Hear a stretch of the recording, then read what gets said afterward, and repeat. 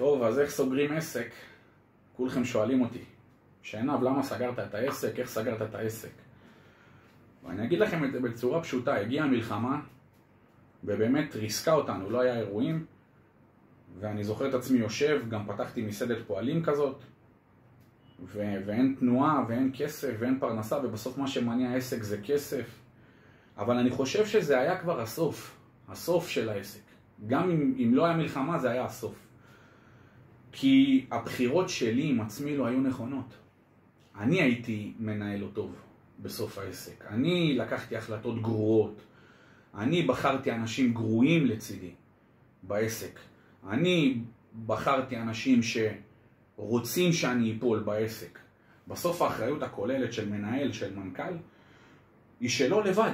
אתה לבד בפסגה. אף אחד לא יודע את זה. כל אחד חושב שהוא מנהל גדול, איזה יועץ, הוא יודע לעשות, רואה חשבון, יועץ לענייני כלום ושום דבר. בקיצור, בא לך איזה אחד אחי שאין לו מושג בחיים, סמנכ"ל חברת לנוח, בא, נותן לך ייעוצים, אתה תעסק.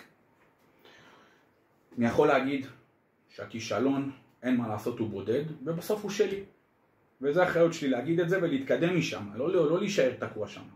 שאני בוחן את הסביבה שלי, את האנשים שלי, את הצוות שלי, אני מבין שאני נכשלתי, ומשם אני יוצא החוצה, סוגר את העסק, באמת לוקח מפתח, וממשיך את החיים שלי. אני יכול להגיד לכם שאני עוד אדבר על זה. השנה הזאת חוויתי נפילות, כאילו זרקו אותי מתהום כל פעם והחזירו למעלה. זרקו והורידו. אבל בסוף זה מה שבונה אותך. הגעתי בשנה הזאת למקומות רעים, באמת רעים. ואני שמח שבסוף היה בי את הכוח לצעוד קדימה, להבין את הטעויות שלי, ללמוד מהם, הרבה תובנות, בחירת צוות, ניהול וכו'. אבל אני אדבר איתכם על זה בסרטונים הבאים, ואני אתן על זה דגש איך באמת מנהלים עסק. עסק זה לא רק כסף. עסק זה הרבה מאוד נפש. ואני מקווה שתיקחו את התובנה הזאת. נפש חזקה, גוף בריא, עסק בריא.